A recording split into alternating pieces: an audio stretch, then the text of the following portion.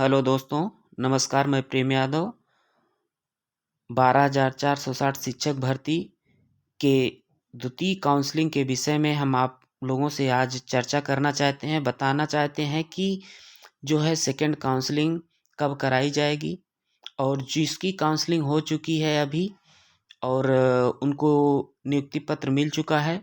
School आवंटन में भी कुछ लोगों को अभी रोक दिया गया है, उनका स्कूल में अभी ज्वाइनिंग नहीं कराया गया है।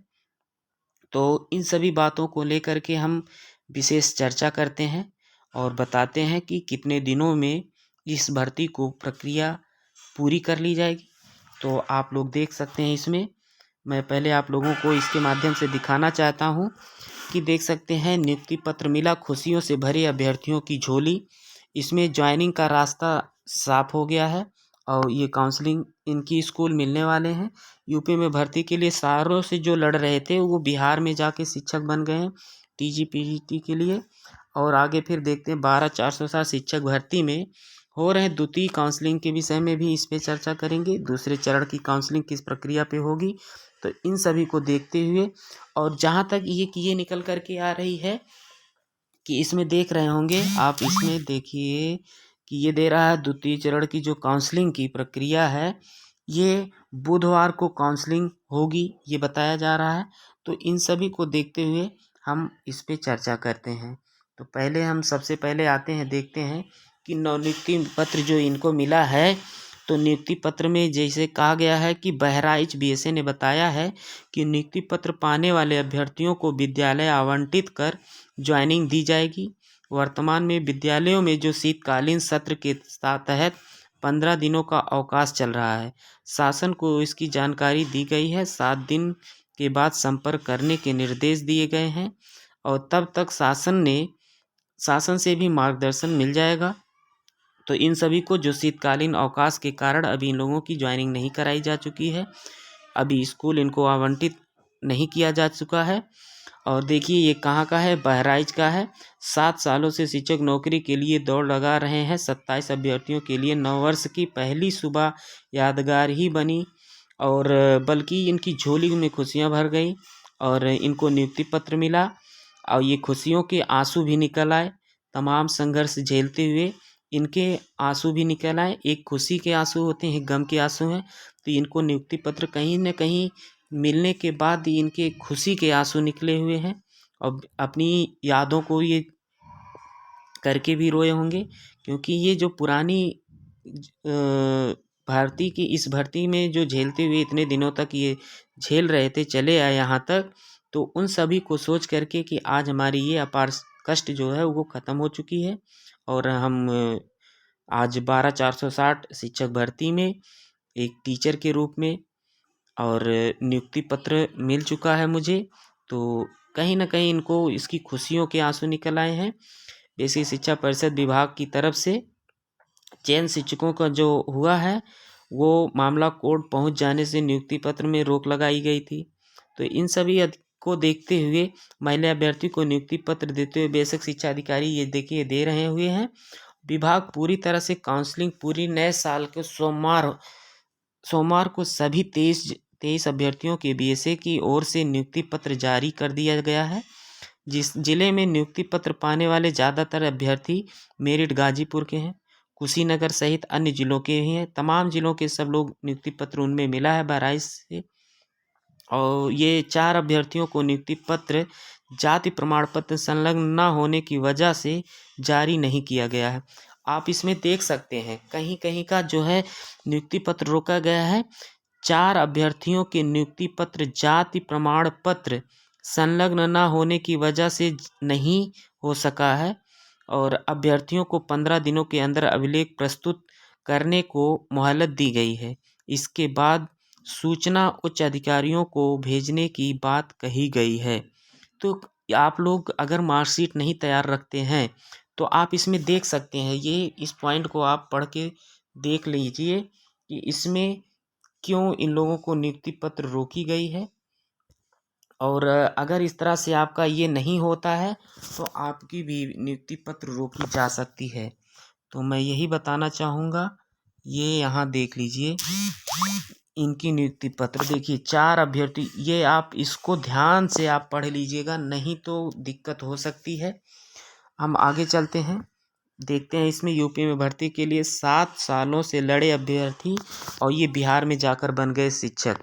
तो ये सब भी इसमें देख सकते हैं, आगे देखेंगे। अब हम चर्चा करते हैं 12,460 शिक्षक भर्ती की द्वितीय काउंसलिंग की प्रक्रिया किस तरह से हो रही है और किस तरह से होने वाली है, कब तक होने वाली है।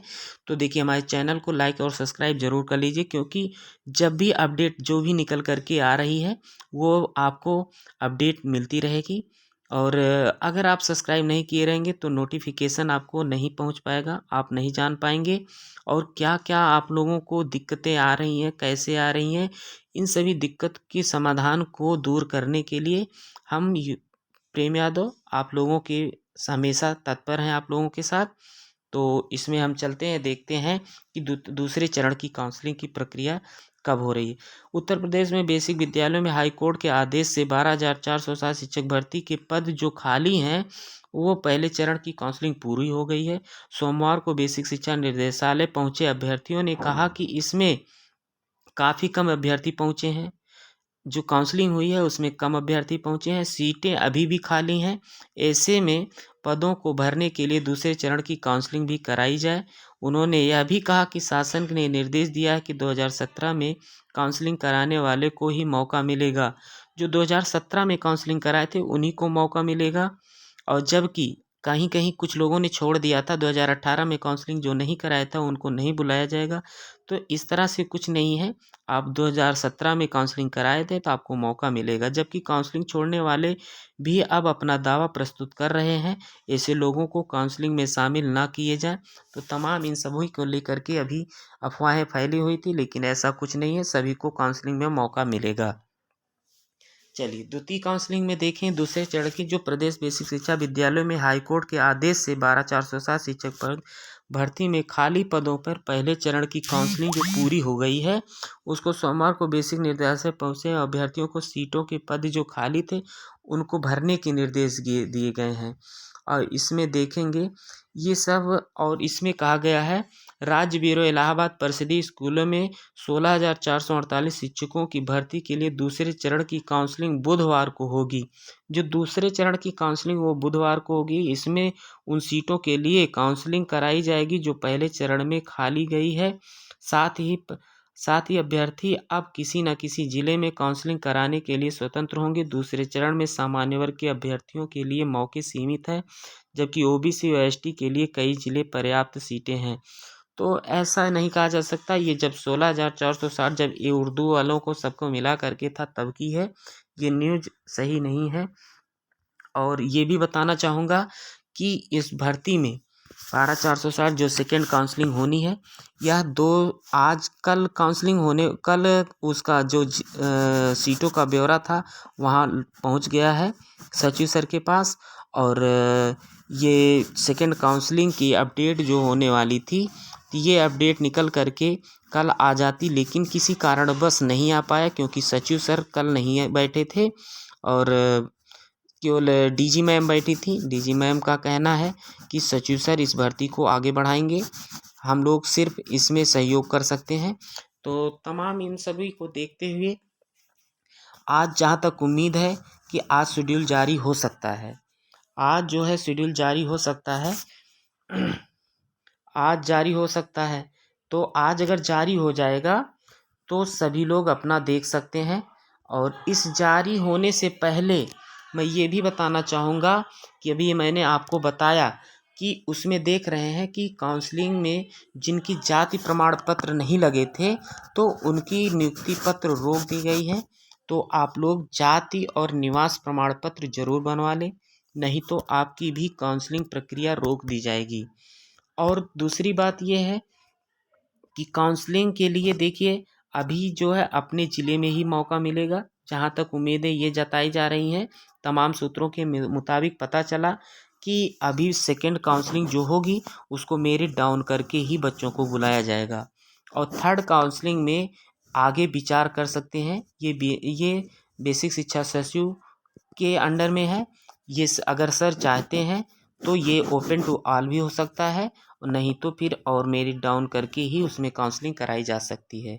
तो इन सभी की जानकारी के लिए जो भी न्यूज़ निकल कर के आ जाती है, जैसे ही हमारे वेबसाइटों पर अपलोड होता है, 12/460 शिक्षक भर्ती की द्वितीय काउंसलिंग की लिस्ट जैसे अपलोड होती है, तो आप लोगों को तुरंत मेरे माध्यम से पहुंचाया जाएगा।